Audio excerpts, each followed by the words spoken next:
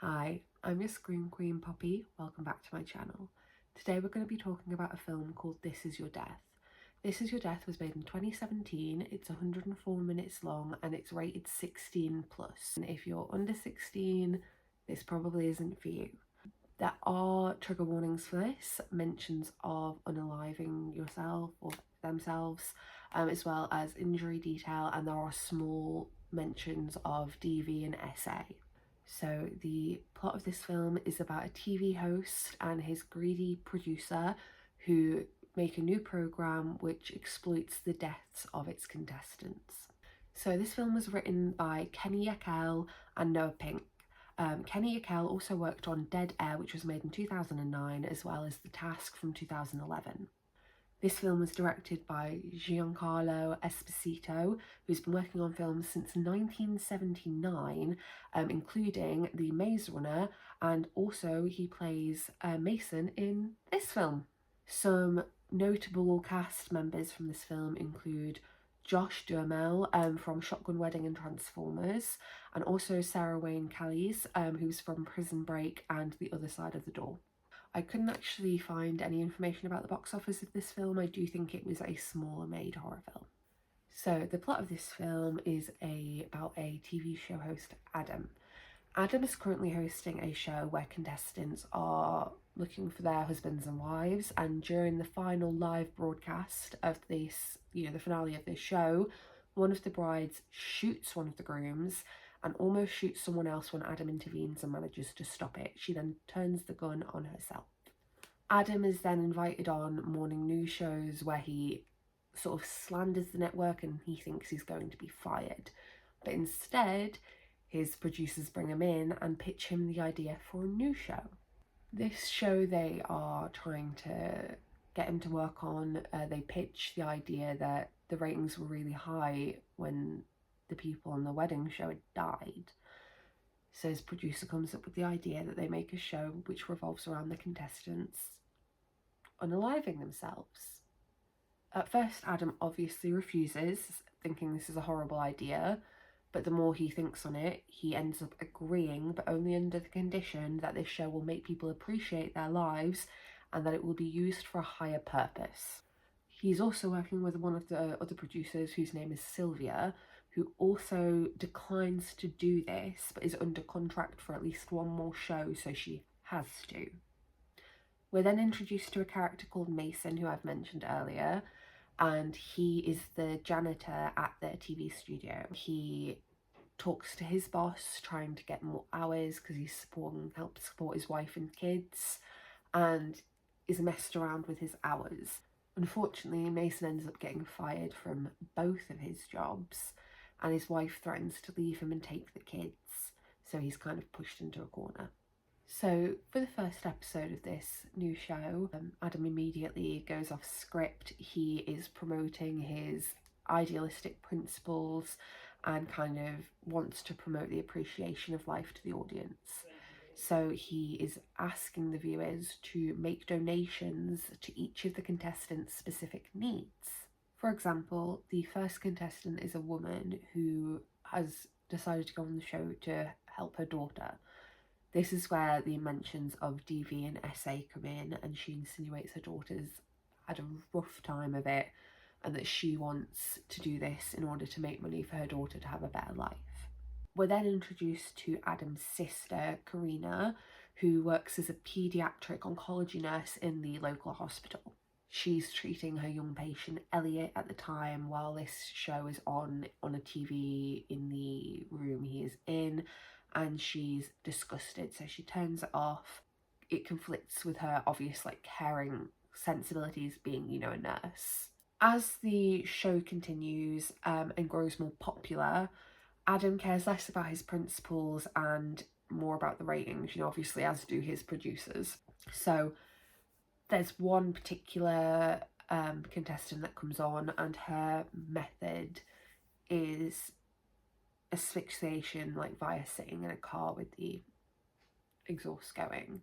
They have her heartbeat, they're listening to her heartbeat, and obviously grotesquely the contestants are waiting for the heartbeat to stop, but it doesn't. So the producers end up, the executives end up deciding to fake her death, which is obviously not part of what was contractually agreed, because kind of the whole premise is that they are doing it to themselves, therefore the network and the cast of the show can't be held accountable because they've been signed off by psychologists to do it, and they have no involvement other than just being there and filming it. So Adam arranges for the car to be taken off stage and the heartbeat to be stopped, so everyone's under the impression she died. But when they go backstage, Adam's kind of in a fury about it, and he just says, well, we just need to keep the car going until she does go. But the car's not running anymore because she's managed, with like her kind of final strength, she's still kicking barely and manages to turn the car off. So Adam opens the door and turns the car back on, therefore assisting, to which she then dies off stage. So, as far as he's concerned, that's a problem solved. But little does he know that obviously they're in a TV studio and everyone's being filmed. So Sylvia, the producer we mentioned earlier, manages to see this as it's happening.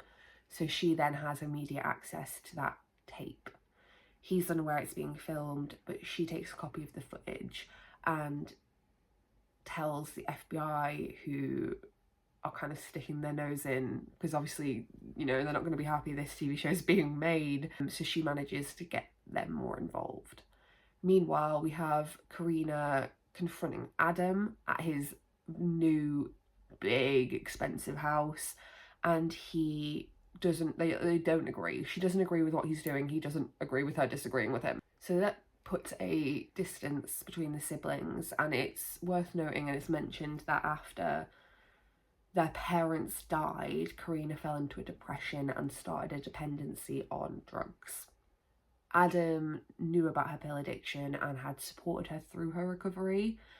He was now causing her to kind of lose the faith that she'd, been given back in humanity, and it kind of, he lets her down, leaves her with no support, and after a bad interaction with the patient she was dealing with's mum, because obviously she's the sister of the guy who's running the show and the mum doesn't agree with it at all, they have an altercation in the hospital, which leaves Karina really upset and distressed. Through this, she uses her position as a nurse to gain access to the medicine at her job, gets caught taking pills she shouldn't be taking, and is subsequently fired.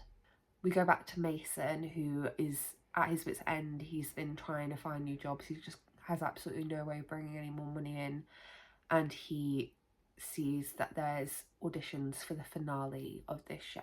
So originally, when the show started, they'd bring on the contestants, and each contestant would kind of earn their own money to put towards their cause, so like the mother with her daughter. But as the show goes on, they stop pitting the contestants against each other, which is a big plot point in the finale and becomes a big point of contention among the cast members filming the show. But Mason is told that the winner of the finale will win $1 million for their family. Mason auditions and gets accepted. He tells his family he's got a new job in which he has to go for training and says goodbye. He then heads to the studio. After the first contestant on the show unalives themselves and moves on to contestant 2, Adam's not made aware that there's been a switch in the contestants, and the person they were meant to have dropped out and was at the last moment, through Sylvia, replaced with his sister Karina, who after her relapse had decided she wanted to make a point to Adam that the show doesn't work, so decided she was going to put herself forward. He is distraught, obviously, but there's a screen in place to protect the audience, of which he's in front of, and can't get behind the screen to get to her in time. She goes through the motions of protecting herself. It's not necessarily specified with what, but obviously assume it's probably some form of drug. And by the time he gets through backstage, through an outside audience, and to her, she's gone. through all of this, the audience is obviously watching and become also distressed by Adam's distress, because he's trying to get to his sister. You know, he's unaware this is happening. And I mean, it's a truly awful scene. I think it's poignant. I think it makes a really good point, but it is hard to watch. And obviously, if it, you know, God forbid it was real and you were part of the audience, I think, you know, you'd be questioning your morality anyway, being there watching that type of show. But to then watch the host of the show lose their sister and watch him literally go through the motions and the grief immediately turns their stomachs and kind of turns them off the show and the concept. So he's led outside with an ambulance to take her away, but obviously it's never, she doesn't come back. And he's left sobbing in the street in front of, you know, it's almost like paparazzi outside. While this is happening, the third contestant comes on, who's Mason. His backstory plays as they are laying the stage out with explosives. He takes the stage and you kind of see a what if. It's not a flashback, it's almost like a dream sequence. He imagines how it's going to happen. He does it, but right before he presses the button, he stops. He breaks down on stage, explaining that he loves his family and that he's only there to try and help them, but he still obviously wants to be a part of their life. And even though money would benefit his family, you know, obviously losing him wouldn't. The audience seemed to have turned a corner and actually applaud him in stopping the madness, and it kind of comes full circle back to the horror that was, you know, happening originally with Adam in his other TV show, and that obviously it wasn't planned, and it was a horrible traumatic event, and that had all been turned into some sort of show of, like, you know, literally a TV show. I think it finally put across to the audience just how distasteful it is to kind of profit and benefit off death.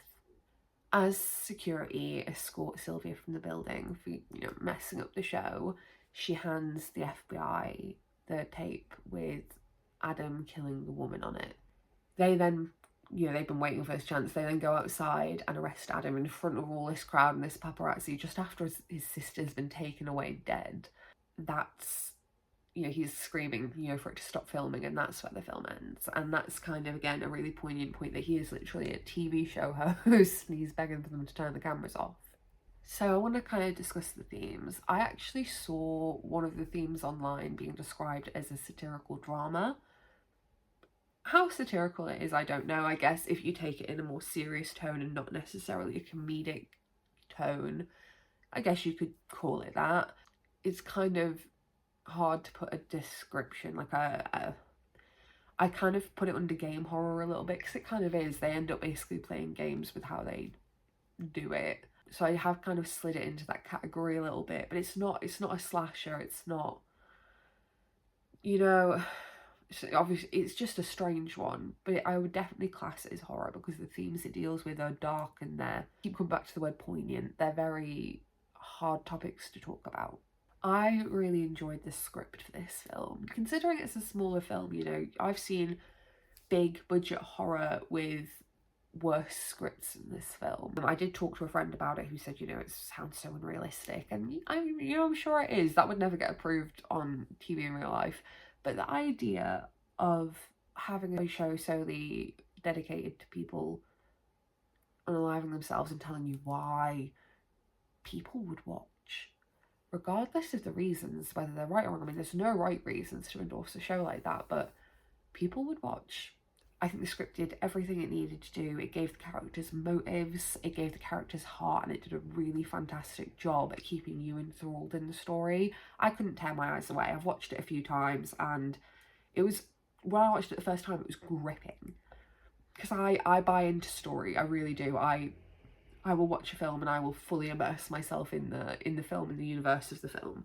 So I felt like I was watching it with them. I felt as guilty. You know, it's not a guilty pleasure because you're not deriving pleasure from it, but you feel the fascination of what's going on. You're enthralled by it.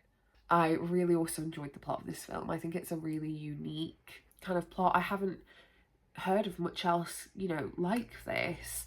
And it was dark, but it also really made me think. I thought about this film for days after I watched it. I talked to everyone I knew about this film. It's a new take on horror. It's not just depravity. I mean, it kind of is in a sense, but it's not depravity of having someone like just go and kill, you know, massacre a bunch of people. It's about mental health. It's about the way people think, and that someone could be so desperate to provide more for their loved ones that they would literally end themselves to do it. And I think that is gripping. Like, it, that's one big word again I keep wanting to use about this film. It gripped me. I think the acting was decent. At times it was a little cringy, but I think it's really difficult to have films that aren't just super cringy at times. And I mean, it clearly did a good enough job because it had me crying the first time I watched it. Watching Adam kind of devolve from someone who wants people to appreciate their lives, Jigsaw, to being someone who, you know, puts money before his own family, which you're led to believe is really important to him. You watch him lose all his morals for ratings, and it's even at a detriment to his own family, and that's sad. It's just saddening to watch, but it's good. He did a really good job of kind of making you follow that path with him. So some similar films that I've kind of mentioned already, it relates to like The Purge, 13 Sins, Would You Rather. You're seeing how far people would go, you know, poor people go to better their lives, as well as how far the rich would go to see them suffer. In terms of platforming death, while I've not seen like the platforming in a film of self-exiting, obviously the platforming of, you know, deaths and horror is probably a subgenre in itself. Similar films coming to mind, things like The Ringleader, and also even things like the Luther film remake they did recently really played into that concept as well, about like live platforming death. But I really quite enjoy that subgenre. I don't know if I could even name it, but I know what it reminds me of. Talking about this film's ratings on Rotten Tomatoes, this film does only have 1 out of 10. The audience gave it a 4. I'd give it a 7. I actually really enjoyed this film. It's not very well known and it might not be the biggest budget, but I think it works really well for within what it did. I think it had a really clear message. It really clearly conveyed that message, and I really enjoyed watching it in a really roundabout way. I'd really recommend that if, you know, as long as you're 16 or over, that you watch this film and get an opinion for yourself on it. If you have seen it, drop me a comment and let me know what you think. We can disagree, we can agree, we can still be friends. But I'm really interested to see what you guys think of this film. Yeah, really interesting concept. So thank you guys so much for watching. I hope you enjoyed. If you did, give me a like, give me a follow. I've got lots more to come and I can't wait to see you on the next one. So see you soon. Bye.